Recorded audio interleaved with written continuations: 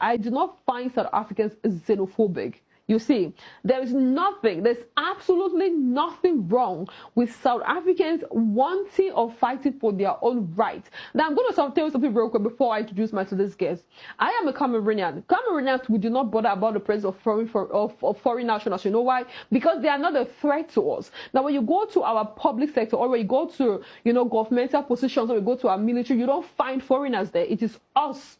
Even when you go to our public schools are not being crowded by foreign nationals. You understand me? You don't. Even when you go to our media, like television, radio, they are not crowded by foreign nationals.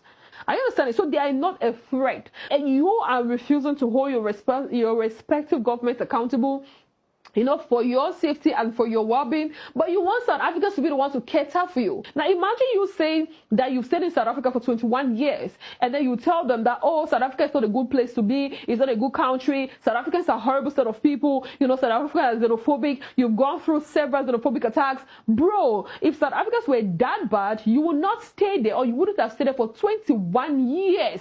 You wouldn't have stayed there for 16 years. You have to quit with the hypocrisy. You are lying. And you are leaving not because you wanted to leave, honey. It's not because you wanted to leave, because you had no choice. You're just afraid. That's why you're leaving. You cannot be in a country for 16 years and then you say, oh, I had a terrible experience. Bro, that is not your country of origin, isn't it, right? So, assuming that I travel to Nigeria and my experience is terrible, what am I going to do? Will I not pack my bags to come back to Cameroon because there's no place at home? The moment I stay in Nigeria for 20 years, 21 years, 16 years, it means I'm comfortable there. It means I like it there. So we have to stop that.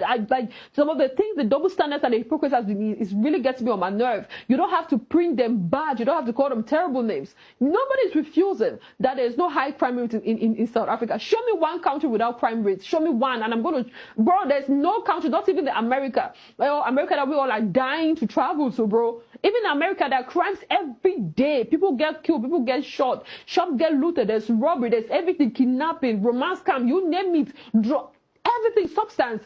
It happens everywhere. You see, now you look at the way Ghanaians are talking, the way they're insulting South Africans. They make it look like Ghana is paradise. If Ghana were paradise, you will not be in South Africa for 16 years. And you will not be in South Africa without proper documentation. Some of you travel to foreign countries, in the most horrific way. You pass through the sea, you pass through the desert, and you risk your life just to go there. And then when you're there, when they say go back because you're not properly documented, you start calling them, oh, they are lazy or they're xenophobic.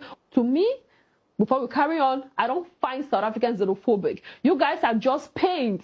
You see, you're just pained that they don't want you there because you found comfort in their country, comfort that you cannot get in your own. Instead for us to go back to our respective countries and hold our leaders responsible. Now, when you go to South Africa, there's free electricity. There's not free electricity, there's electricity. You see, you enjoy light. Now, we've heard Nigerians talk about, or they don't want to go, they're afraid to go back to Nigeria because they don't have constant electricity and their kids are used to with 24/7 electricity, isn't it? Now, when you are in South Africa, you have access to free education, especially when you enroll in their public schools. You have access to free medication when you go to the public hospitals. That is something that is not available in your respective countries. That is why you're in South Africa, because of all the benefits and the comfort the country offers you. So don't tell me that. Anyways, you're welcome to the boardroom. Well, bold voices, they take the conversation to the center stage. I am Chama Ayomide Darling Yonga Nwaze. Anyways, now Mandela, let's talk about the hypocrisy. I don't know if you saw videos of the first 300 Ghanaians who landed, I don't know if you saw the display and the fakery. There was even one who said he has been in South Africa for like 16 years.